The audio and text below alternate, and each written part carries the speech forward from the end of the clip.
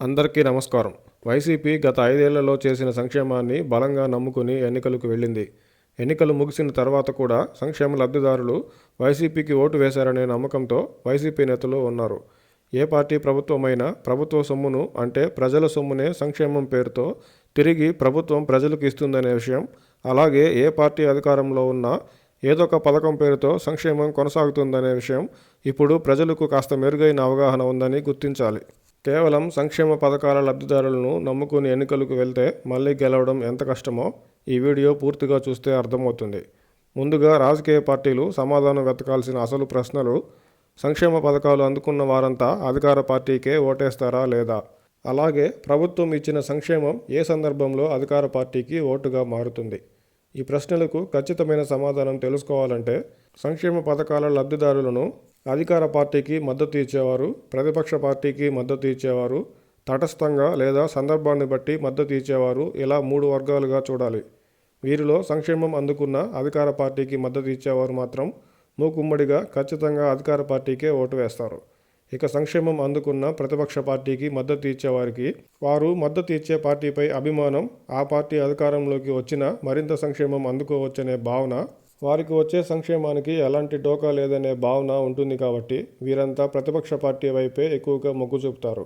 ఇక కీలకమైన సంక్షేమం అందుకునే తటస్థంగా లేదా సందర్భాన్ని బట్టి మద్దతు ఇచ్చేవారు అనేక అంశాలను బేరీజు వేసుకుని మాత్రమే నిర్ణయం తీసుకుంటారు. సంక్షేమం అందింది కదా అని వీరంతా తిరిగి ఓట్లు వేస్తారని అనుకుంటే పొరపాటే అవుతుంది.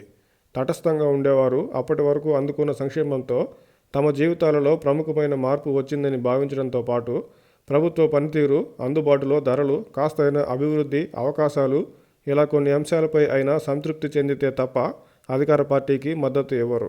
అందుకు సరైన ఉదాహరణ 2009 ఎన్నికలే. రాజశేఖర రెడ్డి గారు ఎటువంటి కొత్త హామీలు ఇవ్వకపోయినా అప్పటికే అమలు చేసిన ఆరోగ్యశ్రీ, ఉచిత విద్యుత్, ఫీజు రియంబర్స్మెంట్ వంటి పథకాలు లక్షల మంది ప్రజల జీవితాలను ప్రభావితం చేశాయి. దాంతోపాటు అభివృద్ధి, ఉపాధి అవకాశాలు, ధరలు, ఇలా అన్నిటిపై ప్రజలు, లబ్ధిదారులు సంతృప్తిగానే ఉన్నారు. కాబట్టే అప్పట్లో కాంగ్రెస్ కొత్తగా ఏ హామీ ఇవ్వకపోయినా అప్పటి ప్రతిపక్షం టీడీపీ అనేక హామీలు ఇచ్చినా సంక్షేమ లబ్ధిదారులు బలంగా రాజశేఖర రెడ్డి గారికి ఓటు వేశారు.